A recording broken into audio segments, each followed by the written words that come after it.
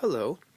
One of the reasons I started this YouTube channel, aside from wanting to show a little bit of my art progress off, is because I wanted to talk about comics. I love all different types of comics, comic strips, comic books, manga, things that are old, things that are new, things that are popular, and things that are a little obscure. Today I wanted to talk a little bit about Little Nemo by Winsor McCay.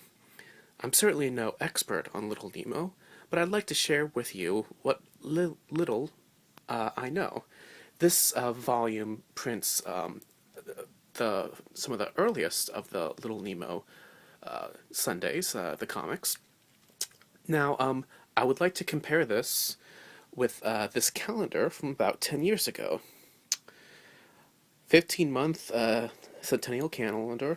This celebrated the 100th anniversary of the beginning of Little Nemo, and this is quite a substantially sized calendar. I don't have a ruler with me, but I would guess maybe 14 inches by maybe 30-ish, give or take a few. But here we see the very first Little Nemo. So this is a much larger version of what we see in the book, and we can compare and contrast them. Now, I don't know exactly how large this was printed originally. I would assume this was a complete newspaper page, in which case this would have been much larger than what we see here in this calendar.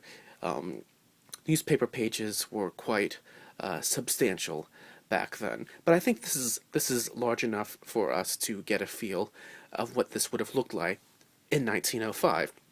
This would have just been completely marvelous. It was huge, it was brightly colored, it was whimsical, and in an era before radio, even, this would have been quite a treat for young and old alike. Now we can see some differences. In the book, the colors are a little bit more vibrant. The book also reproduces some smudges, tears, and imperfections on the page. So I'm wondering if this is actually a newspaper print, and perhaps this was made from the plate. I don't know that for a fact. I'm just speculating here. One question I do have is about the coloration. I know for much of the history of newspaper cartoons, cartoonists turned in a black and white Sunday, and then they left printing instructions as to where the colors should go and what those colors should be. This was also common in comic books until fairly recently, in the last generation or so. So, for instance, when Charles Schulz turned in a page of Peanuts, a Sunday page, it was in black and white, and the same thing for a Spider-Man comic. And this had to do with the limited number of colors that they had and the technology at the time. These were, for the newspapers, these were made in two plates. So I'm not sure about the colors here. Did Winsor McCay leave instructions, or perhaps he actually did watercolors on the originals, and then these were interpreted by the printers in some fashion? I don't know how that was done at the turn of the century. That is something I would like to research. However, one thing that we can see is the beginning of the comic strip.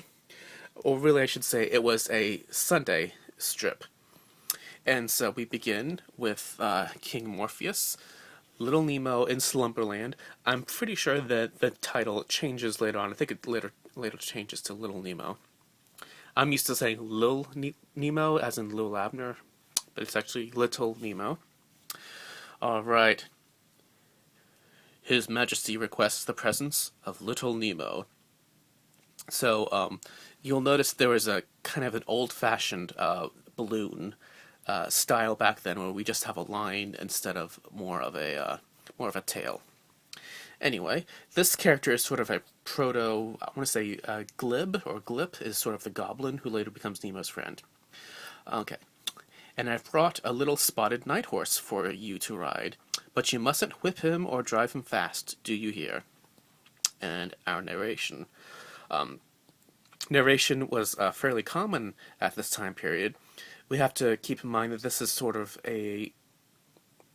the birth of comics, from the 1890s to about the 1910s, 1920s, and there were still holdovers from illustrations, from political cartoons, from pamphlets, and things like that. It took a while for comics to develop their own language.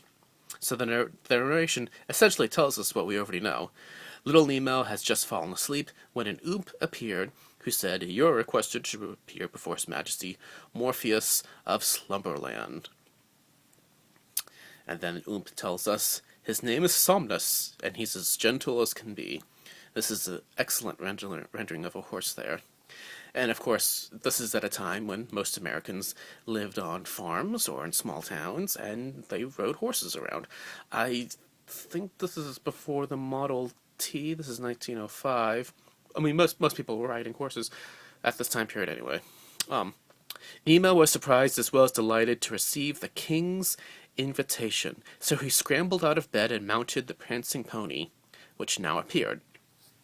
Oomp continues, "Slumberland is the most wonderful place in the sky. You mustn't miss a single thing. See it all."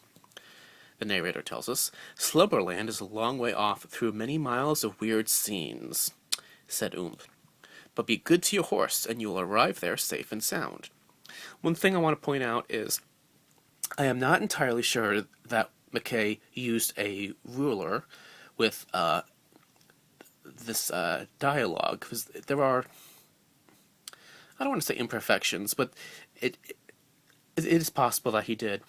Now, I know at one point cartoonists were using a, what's the word for it? Sort of a line guide. It was sort of it's a tool that it does some of the function of a ruler, but it's not exactly a ruler. And you would use a straight edge, and you could use that to guide where you would put the guidelines. I'm not sure we have that back then. You'll notice the hyphenation here, the most wonderful place. If this were done nowadays, I might put Slumberland, next line, is the most, next line, wonderful place, so we don't have to hyphenate that. But this is going to be very common.